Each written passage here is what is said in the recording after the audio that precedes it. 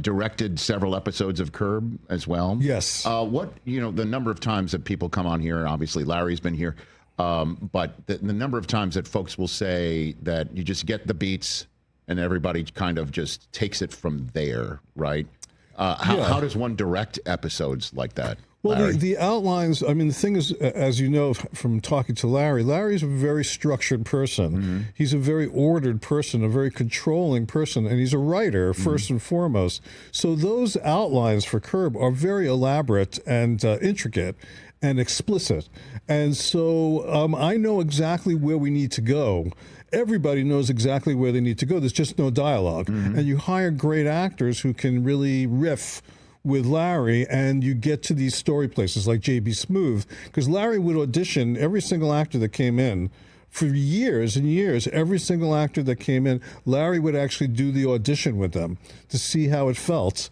And so we hired a lot of great actors because of that, and they could follow that outline and kind of make, all they needed to do was say what would be said in those situations, and it would be funny. The situation was so funny, and so all I had to do was make sure that it was covered, and to push the comedy as often as possible, to get people to go further across that line and see what would happen. And that was kind of the excitement. When everything would kind of fall apart is when it would really get great. I love it. So were you there for J.B. Smoove's audition? Yes.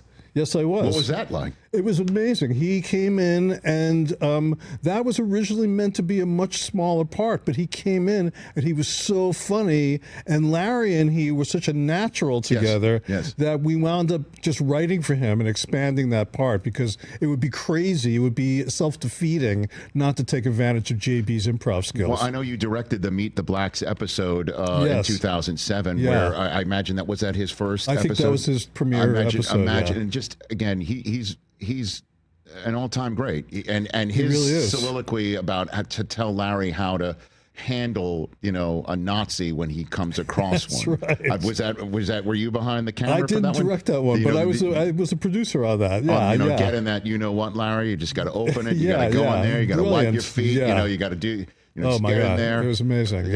And so when you see that, though, are you hoping don't break, just keep going? When you're behind Larry, the lens, there? like Jerry, is somebody who loved to laugh and was cracking up and breaking up often. We had Philip Baker Hall on the show also. Yes, they did a thing where Philip Baker Hall was the doctor, and they were talking about, he had a little, who's the little prick here? They were. It was like a kind of a back and forth between the two of them. And maybe that's not the right word to say. Yeah, but it's a great scene, and Larry was laughing so much, like he did with JB, that it was again where you have to just cut away. You have to make sure you have other coverage to go to, so that you can keep it going and keep that energy going, but not have to rely on seeing Larry laughing while it's all going on. Well, the episode, the Bat Mitzvah.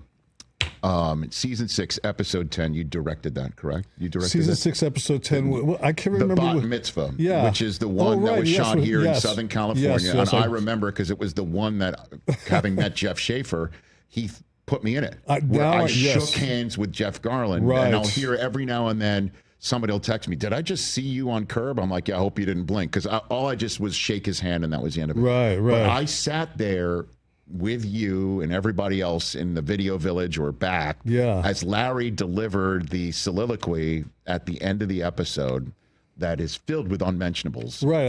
I'm surprised you brought it up, because you can't really say what he was saying. Yeah. But all I remember is he couldn't get through it. He could not get through it. Right. I don't know how many takes it was.